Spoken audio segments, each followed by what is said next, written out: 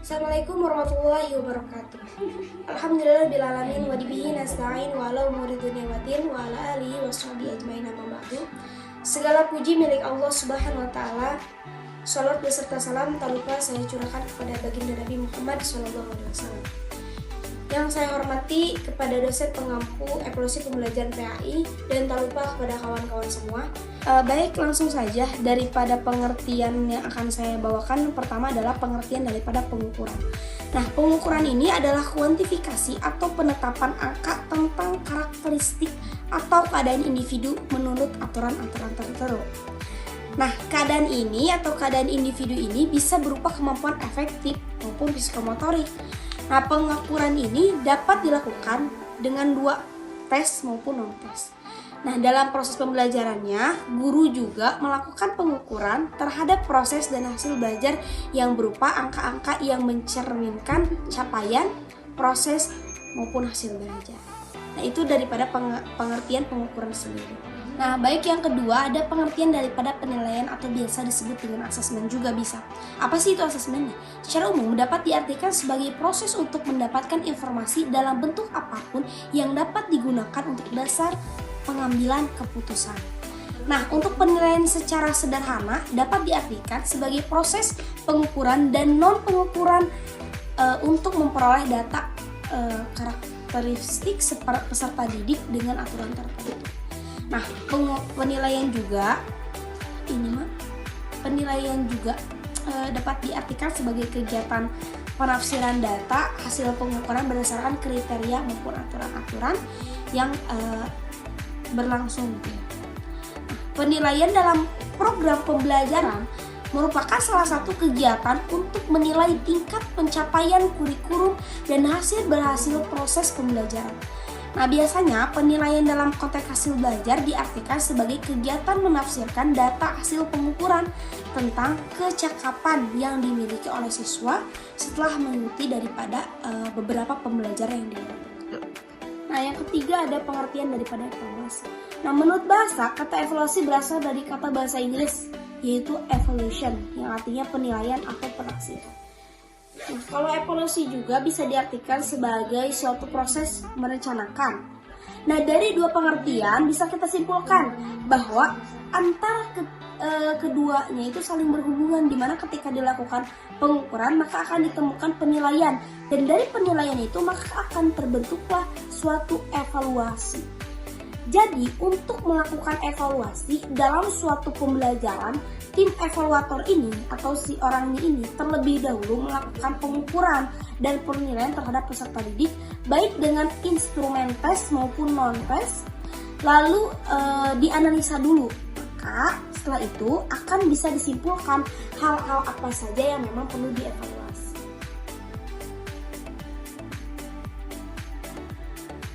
Secara umum, tujuan diadakannya evaluasi pembelajaran terbagi menjadi dua tujuan. Yang pertama, diadakannya evaluasi pembelajaran yaitu untuk menghimpun berbagai keterangan yang akan dijadikan sebagai bukti perkembangan yang dialami oleh para siswa selama proses pembelajaran berlangsung. Yang kedua yaitu untuk mengukur dan menilai efektivitas mengajar serta berbagai metode mengajar yang telah diterapkan selama proses pembelajaran berlangsung. Sedangkan menurut Dr. Basrowi, diadakannya evaluasi pembelajaran pada dasarnya digolongkan menjadi 4. Yang pertama, memberikan umpan balik terhadap proses belajar mengajar dan mengadakan program perbaikan bagi siswa. Yang kedua, menentukan angka kemajuan masing-masing siswa yang antara lain digunakan sebagai laporan kepada orang tua. Penentuan kenaikan tingkat atau status dan lulus tidaknya siswa tersebut. Yang keempat, menempatkan siswa dalam situasi belajar mengajar yang tepat dalam penentuan program studi atau jurusan dengan tingkat kemampuan dan karakteristik siswa tersebut.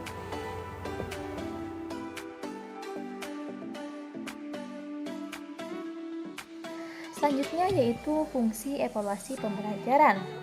Fungsi evaluasi secara umum ada 3. Yang pertama yaitu untuk mengetahui kemajuan belajar peserta didik. Nah, melalui evaluasi ini dilakukan terhadap proses pembelajaran yang telah disampaikan di depan kelas. Nah, yang kedua yaitu memberikan dorongan belajar bagi peserta didik. Bagi peserta didik yang memiliki prestasi belajar yang baik melalui tes yang telah dilakukan, dapat memberikan dorongan yang kuat untuk meningkatkan dan mempertahankan prestasi yang telah dicapainya.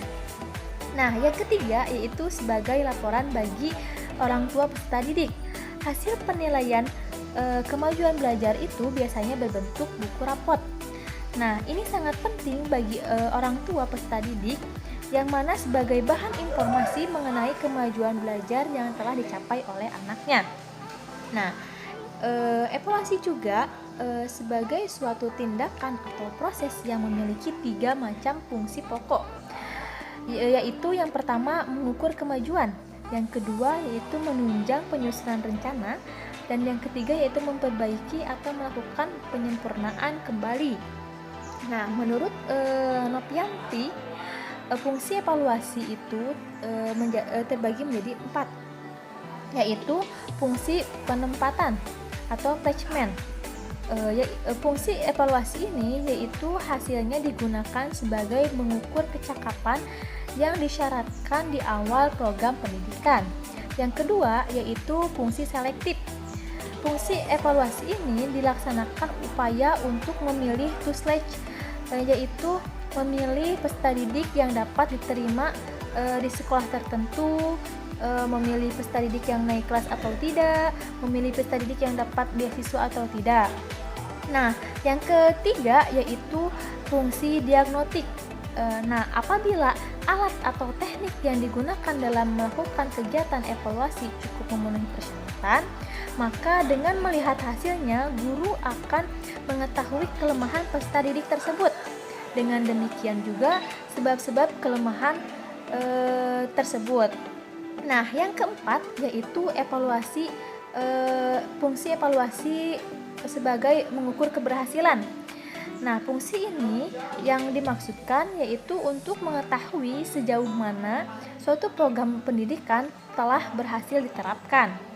Nah, selanjutnya juga ada fungsi evaluasi bagi pendidik. Yang pertama yaitu memberikan landasan untuk menilai hasil usaha berupa prestasi yang telah dicapai oleh peserta didik. Yang kedua yaitu memberikan informasi yang sangat berguna, yang mana gunanya itu mengetahui posisi masing-masing peserta didik di tengah kelompok. Nah, yang ketiga yaitu memberikan bahan yang penting untuk memilih dan kemudian diterapkan status peserta didik. Nah, yang keempat yaitu memberikan pedoman untuk mencari dan juga menentukan jalan keluar bagi peserta didik yang memang memerlukannya. Nah, yang kelima yaitu memberikan petunjuk tentang sudah sejauh manakah program pengajaran yang telah ditentukan itu dapat dicapai. Nah, terus ada fungsi evaluasi secara administratif, yaitu ada 3. Fungsi yang pertama yaitu memberikan laporan, yang kedua yaitu memberikan bahan-bahan keterangan data, dan yang ketiga yaitu memberikan gambaran. Itu merupakan fungsi dari evaluasi pembelajaran.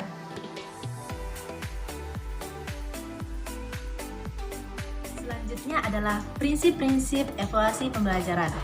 Nah, dalam evaluasi terdapat prinsip umum yang penting dalam suatu kegiatan evaluasi, yakni disebut dengan triangulasi atau hubungan yang saling terkait dengan 3 komponen.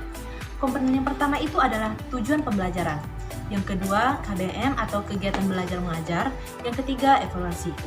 Nah, ketiganya ini memiliki keterkaitan dengan hubungan yang penting dalam prinsip evaluasi. Hubungan yang pertama itu adalah hubungan keterkaitan antara tujuan pembelajaran dengan suatu kegiatan belajar mengajar merupakan kegiatan yang harus disusun serta dirancang oleh guru dalam bentuk rencana pembelajaran. dalam penyusunan tersebut harus mengacu kepada tujuan pembelajaran yang ingin dicapai. Nah, yang kedua ini adalah hubungan yang berkaitan antara tujuan dengan evaluasi. Tujuan dan evaluasi adalah ketika melihat dari arti evaluasi, yakni suatu kegiatan pengumpulan data untuk mengukur sampai mana suatu kegiatan tersebut tercapai. Kemudian yang ketiga, hubungan keterkaitan antara KBM dengan evaluasi. Nah, hubungan ini adalah tidak hanya mengacu pada tujuan saja, namun evaluasi juga harus disesuaikan dengan kegiatan belajar mengajar. Selanjutnya, untuk hasil evaluasi. Untuk hasil evaluasi yang lebih baik, evaluasi harus berhubungan dengan beberapa prinsip. Prinsip pertama yaitu prinsip continuous. Nah, prinsip continuous ini adalah evaluasi pembelajaran yang harus dilakukan dengan continuous atau yang berkelanjutan. Kemudian yang kedua adalah komprehensif. Komprehensif di sini adalah evaluasi yang dilakukan menyeluruh mengenai aspek-aspek yang ada di dalamnya seperti afektif, kognitif, dan psikomotorik. Terus yang ketiga ada adil dan objektif. Adil di sini juga sama, di mana ketika mengevaluasi tidak memandang ras, agama, suku, ataupun budaya, dan bersifat objektif sesuai dengan kemampuan siswa. Terus yang kelima ada praktis. Praktis di sini berarti mudah dalam pengaplikasiannya baik guru maupun pihak lain yang menggunakan. Dari beberapa paparan di atas, evaluasi tersebut digunakan agar evaluasi pembelajaran berjalan dengan lancar. Selanjutnya ada beberapa evaluasi yang perlu diperhatikan dalam evaluasi, yaitu dilakukan secara menyeluruh. Yang pertama ada prinsip valid. Prinsip valid ini adalah prinsip yang sesuai dengan cara semestinya. Evaluasi valid merupakan prinsip yang real dilakukan secara konsisten, sesuai dan benar. Selanjutnya ada prinsip mendidik. Prinsip mendidik ini adalah mendidik berarti bahwa evaluasi harus memberikan sesuatu yang bisa mempengaruhi peserta didik. Baik itu memotivasi peserta didik, baik itu membinanya ataupun mengembangkan bakat peserta didik itu sendiri. Prinsip yang berorientasi pada kompetensi. Nah, penilaian yang akan dilaksanakan harus bertujuan untuk mengukur seberapa tercapainya siswa dalam pencapaian kompetensi dan kurikulum. Selanjutnya ada prinsip yang adil dan objektif. Adil di sini adalah semua siswa wajib memperoleh perlakuan ataupun kesempatan yang sama dengan siswa lain, walaupun siswa lain itu memiliki beberapa perbedaan, baik itu agama, ras, ataupun budaya. Kelima ada continuous. Continuous di sini adalah evaluasi yang dilakukan secara terus-menerus dan tidak boleh dilakukan hanya pada waktu tertentu saja, karena pembelajaran itu dilakukan secara terus-menerus. Ada prinsip terbuka. Nah, dalam prinsip terbuka ini disebut juga dengan prinsip transparan. Prinsip terbuka dalam evaluasi pembelajaran bermaksud agar evaluasi itu diketahui oleh pihak-pihak lain yang bersangkutan dengan prinsip tersebut. Ketujuh ada prinsip keseluruhan. Nah, untuk melakukan evaluasi ini harus dilakukan secara utuh, tidak boleh dilakukan secara terpisah karena penilaiannya mencakup semua keseluruhan aspek yang dinilai seperti aspek kognitif, afektif, dan psikomotorik. Yang terakhir adalah prinsip bermakna. Nah, hasil dari evaluasi hendaknya memiliki makna bagi siswa dan pihak-pihak yang berkepentingan. Karena hasil evaluasi dapat memberikan gambaran terhadap pencapaian bagi siswa selama belajar. Sekian pemaparan dari saya, terima kasih.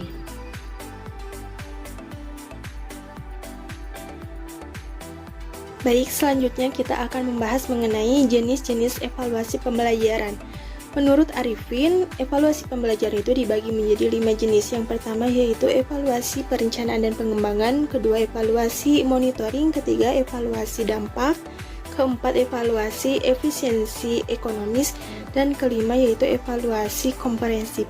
Baik, yang pertama yaitu evaluasi perencanaan dan pengembangan. Fungsi dari evaluasi ini yaitu untuk mendesain program pembelajaran. Adapun yang disoroti dari evaluasi perencanaan dan pengembangan ini yaitu menyangkut kelayakan dan kebutuhan dari pembelajaran itu. Evaluasi yang kedua yaitu evaluasi monitoring.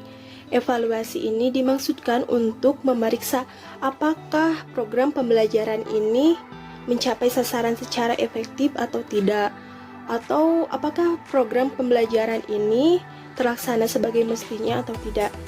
Cukup sekian yang dapat saya sampaikan, dan untuk pemaparan materi mengenai jenis-jenis evaluasi selanjutnya akan dijelaskan oleh saudari Hasna. Kepadanya dipersilahkan. Saya akan melanjutkan pembahasan mengenai jenis-jenis evaluasi belajar. Yang ketiga ialah evaluasi dampak. Evaluasi dampak ialah evaluasi untuk mengetahui dampak yang ditimbulkannya oleh suatu program pembelajaran. Entah itu dampak itu akan menimbulkan yang baik, apakah kurang baik. Lalu yang keempat ialah evaluasi efisiensi ekonomi. Ialah evaluasi untuk menilai tingkat keefisiensinya pelaksanaan program pembelajaran.